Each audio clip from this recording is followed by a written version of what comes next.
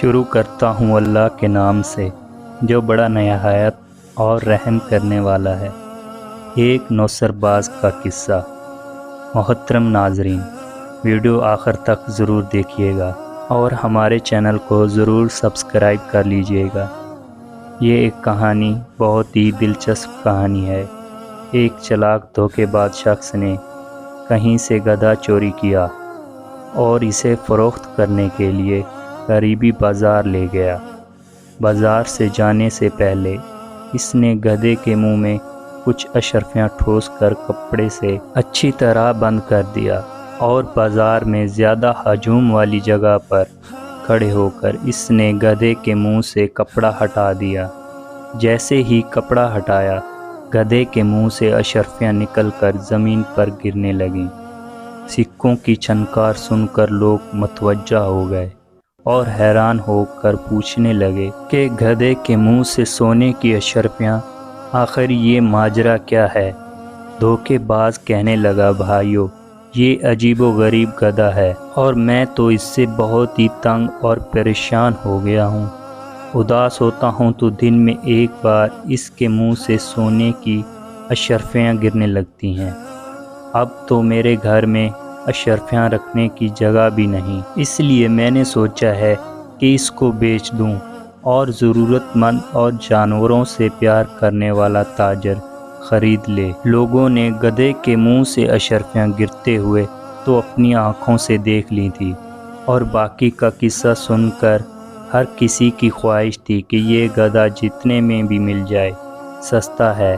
تو سب لوگ ایک دوسرے سے بڑھ چڑھ کر بولیاں لگانے لگے۔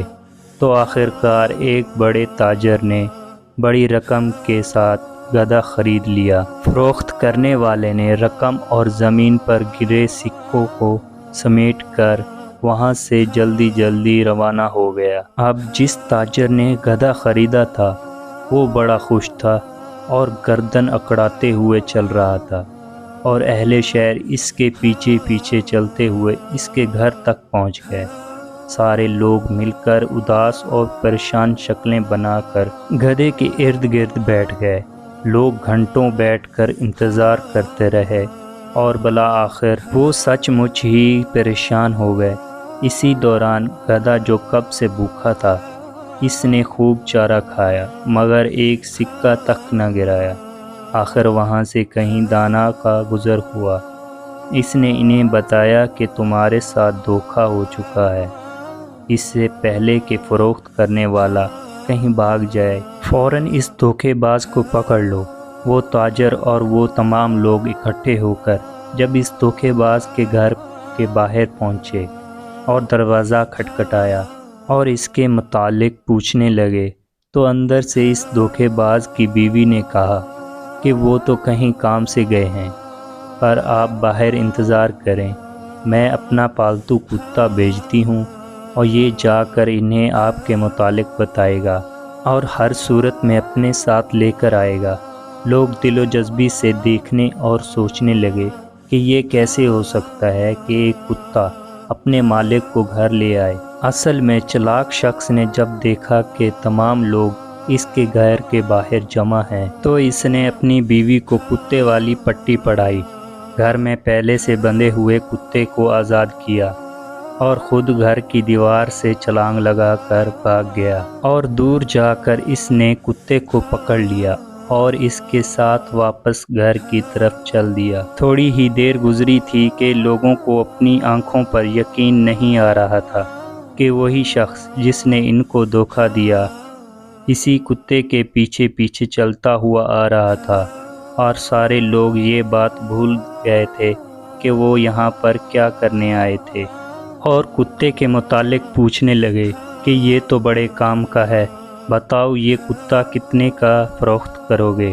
تو اس دھوکے باز اور چلاک شخص نے پہلے تو انکار کیا، لیکن بعد میں اچھے دام ملنے پر وہ کتا اسی ہجوم میں سے ایک دوسرے تاجر کو فروخت کر دیا۔ اب وہ تمام لوگ ٹولی کی شکل میں صرف یہ دیکھنے کے لیے کہ یہ کتا گھر سے گئے ہوئے شخص کو کیسے واپس لے کر آتا ہے، اس تاجر کے ساتھ چلتے گئے تاجر نے گھر جا کر غلام کو کہا کہ تم ساتھ والے گاؤں جاؤ تاکہ کتا تمہیں ڈھونڈ کر واپس لے آئے۔ غلام جیسے ہی دوسرے گاؤں پہنچا وہاں سے بھاگ نکلا اور کتا بھی کہیں دور چلا گیا جو واپس کبھی نہ آیا۔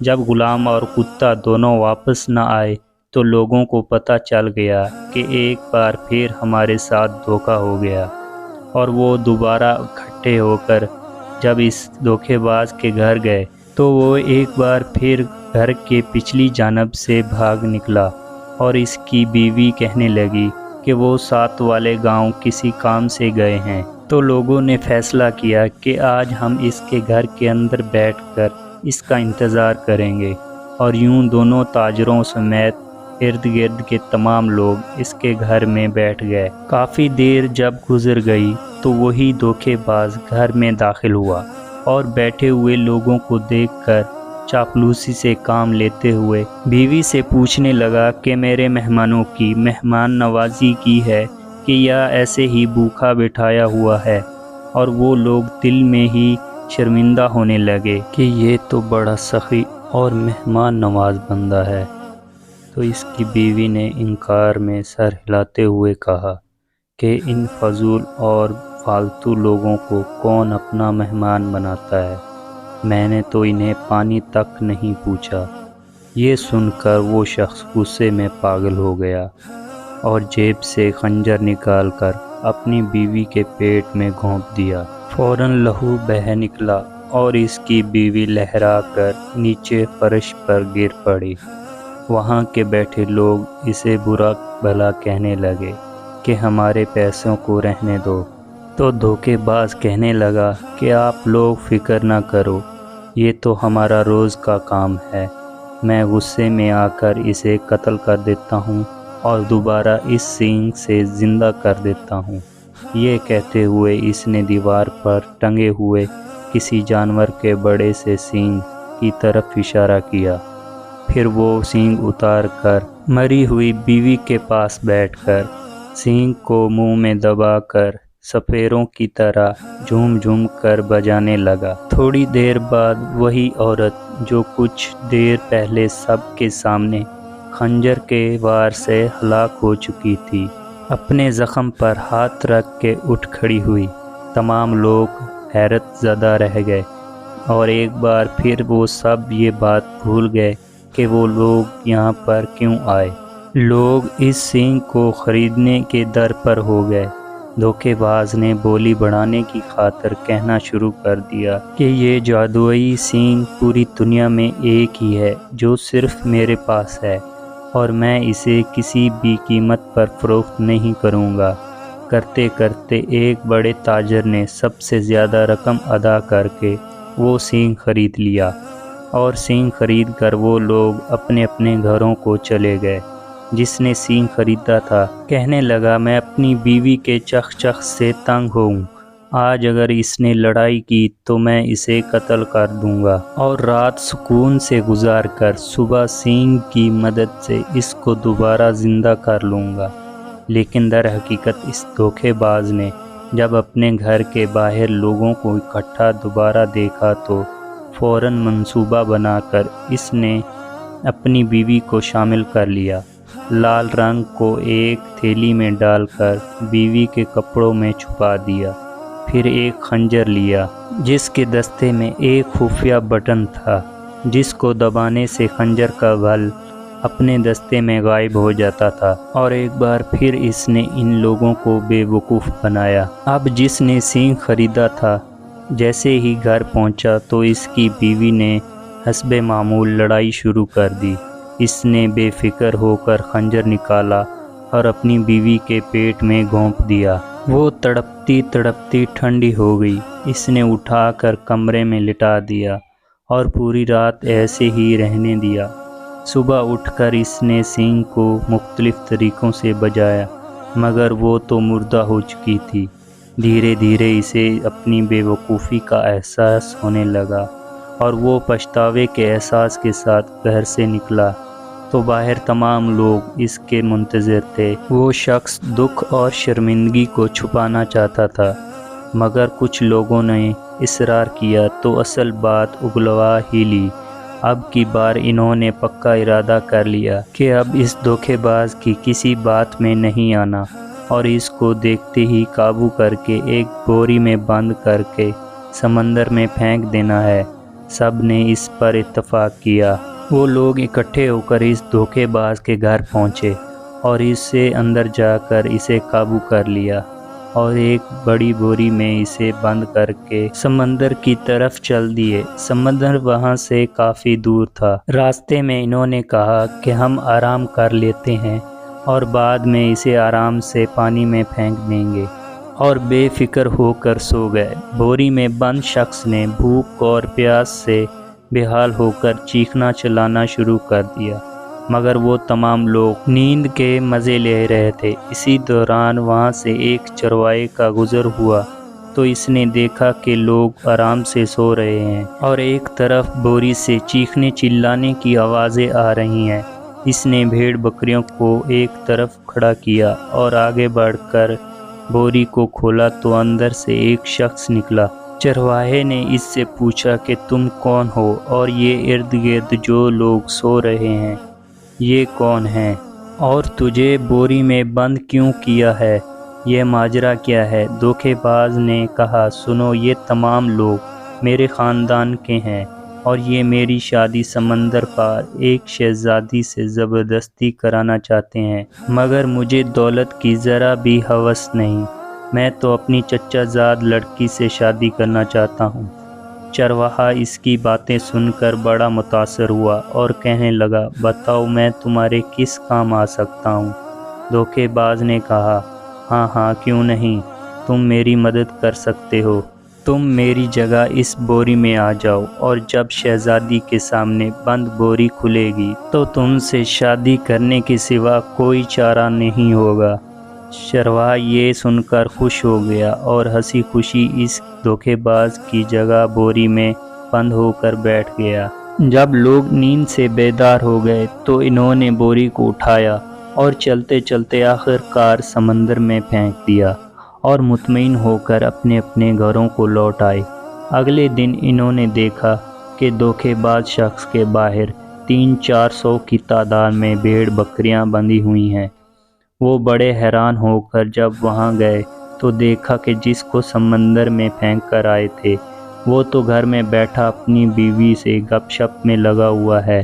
انہوں نے تعجب سے پوچھا کہ ہم نے تو تمہیں کل سمندر میں پھینک دیا تھا اور آج تم صحیح سلامت اپنے گھر میں ہو اور باہر اتنی ساری بھیڑ بکریاں۔